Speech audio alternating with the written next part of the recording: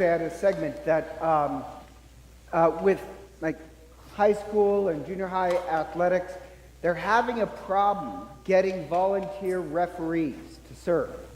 Because did anybody see that besides me? Just the good side? So it's really bizarre, and the reason why is because of the parents. They're so obnoxious. A lot of people just don't want to referee anymore. And that's what they call snowplow parents, where like helicopter parents are parents that, they are there in the background. Snowplow parents, they're in the foreground, where they just push all the problems a kid could face in life right away. So they're snowplows. And if a kid gets a bad grade, that parent is right there to chew out the teacher. If the parent doesn't like the call, then the parent is right there to argue with the ref. And whatever problems the kid may face, the parent just pushes them all away. And there's this professor from Stanford who did this study, and she's really brilliant. We said the problem with snowplow parents is that you're not teaching your kids, you're not giving them the tools to deal with life, because life is just a series of problems.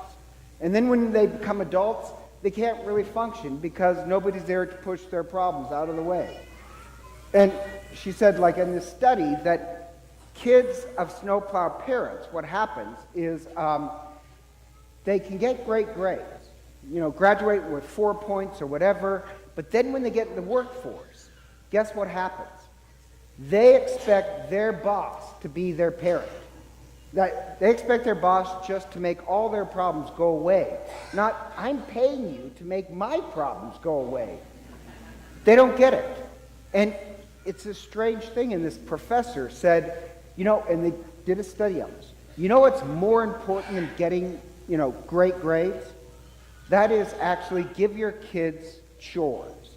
Teach your kids how to work hard. Because in the long term, that's even more important than grades. So I have to tell you, I am so glad I am not a kid at this mass. Because you want to make your children, you want to give them the tools to handle the problems in life. You don't want them to disappear. You want to give your kids work and teach them how to work. You're not there to remove their problems. You're there to show them how to deal with it. And if you're wondering at this point, what the heck does this have to do with today's gospel? I don't know. I just like the subject.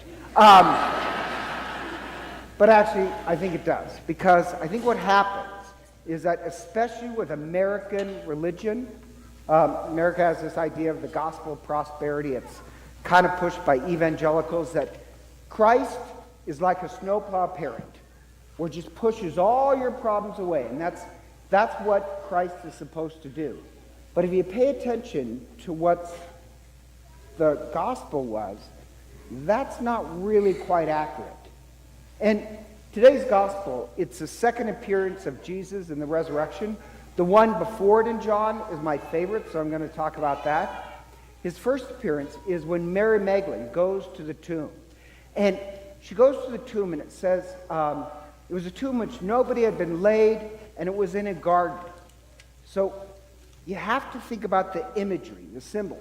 When I say garden in the Bible, like the first garden, what was the first garden? I see these people again got it. Eden. Now you have that same imagery, that the body of Christ is laid in the earth, and what pops up is this garden. It's the second garden. In the first garden, it was destroyed because of sin, and death came in. The second garden, it's resurrected. It pops up by Christ, and now there's life. So it has this idea of a garden. And even Mary Magdalene, when she sees Jesus, she doesn't recognize him at first. And she says, "Are you the gardener?" Well, she thinks he's the gardener. And then says, "Do you know, where did you put his body?"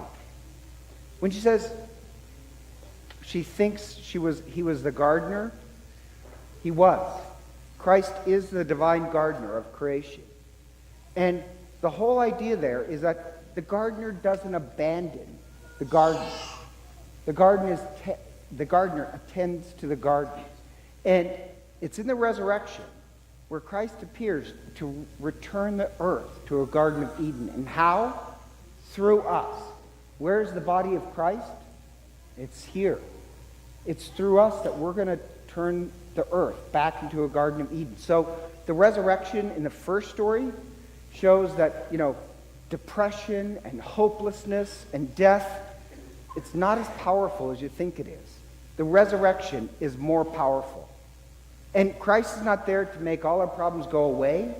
Quite the opposite. Christ is going to work through us to return the earth to the Garden of Eden. That's what the resurrection means. So that's the first one. The second one, it's far more dark and gritty. The second time Christ appears is with all the apostles. And the apostles, they're hiding, locked in a room because they're afraid of the violence and cruelty in the world. They just saw it. So they're overwhelmed by violence and cruelty. And let's face it doesn't take much intelligence. You watch the news. There is a lot of violence and cruelty in the world. And they're stunned by it. So they're hiding, locked in a room. And Christ appears through the locked doors. And he always appears at the same time, on Sunday at the breaking of the bread. And he's going to do that for 50 days. And so at the breaking of the bread, Christ appears, and Christ, he offers them peace and forgiveness. The idea is that the theme is, in this resurrection scene, the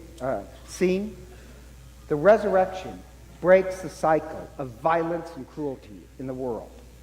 That's what today's gospel is about. And so Christ appears and he says, peace with you, and he breathes on them forgiveness. Now, just knowing my personality, the first resurrection story I like a lot more because, it's sunshine and rainbows, and that's kind of my personality. This one is a lot harsher. It's about actually touching violence and cruelty. And when Christ appears, he doesn't start saying, you people, you abandoned me in my darkest hour. He doesn't offer them shame or recriminations, because that just repeats a cycle of blame and cruelty and violence. Quite the opposite. He offers them forgiveness and peace. And then Thomas, so the idea there, in case you're wondering, is the resurrection is more powerful than any cruelty and violence in the world.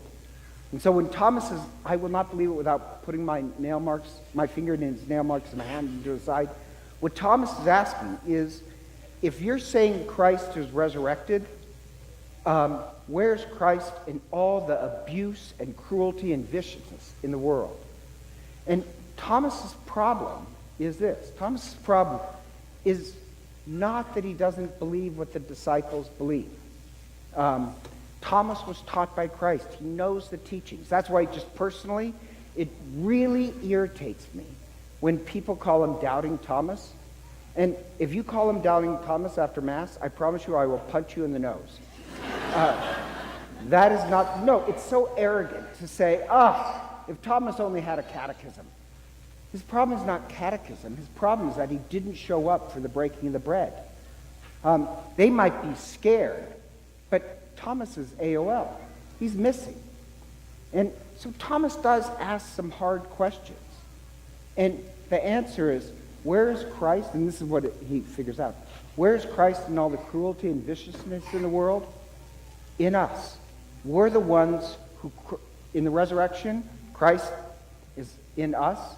We're the ones, Christ in us, is going to break all the cruelty and violence in the world. We're going to put an end to it by offering the world peace and forgiveness, by offering those who are persecuted shelter, not hiding away or running away like Thomas. And so, I have a friend, her name is Jean Fisher.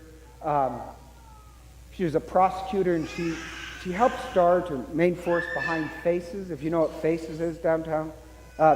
Faces, it offers shelter for abused children and women who are escaping violence.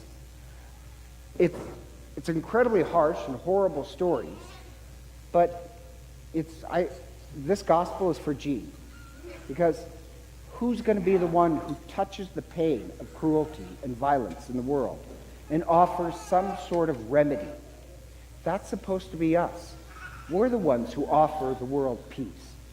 So, yes, it's through us. At the breaking of the bread, the very thing we're doing, Christ appears. And when you receive communion, Christ in you is the one who's going to break the cycle of cruelty and violence in the world. So, I just mentioned this because a lot of times Christians believe that Christ is a snowplow parent. Just all your troubles will go away and everything's easy sailing. They make the resurrection about escaping the problems of the world. The resurrection is not about escaping the problems of the world. The resurrection is about engaging the problems of the world. We're the ones with Christ who are going to turn this place into our Garden of Eden. It's through us, the resurrection, that Christ is going to end all the cruelty and violence in the world.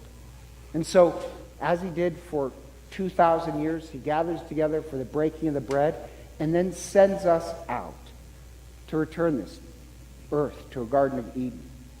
And so, we're not praying that Christ removes all the problems for us. We're praying that Christ removes all the problems of the world through us. And so, together, let us stand and renew our baptismal promises.